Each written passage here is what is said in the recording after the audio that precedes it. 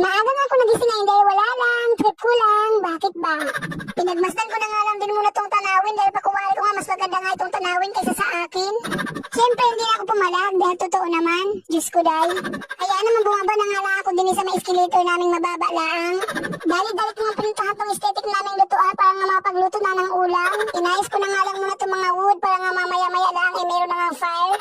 At nung nagka-fire na nga ang woods ay umakit naman ako din ulit sa aming escalator dahil may kukunin nga ako sa loob ng bahay. Kapag talaga hindi ako nakapagkape ay talaga namang wala akong energy.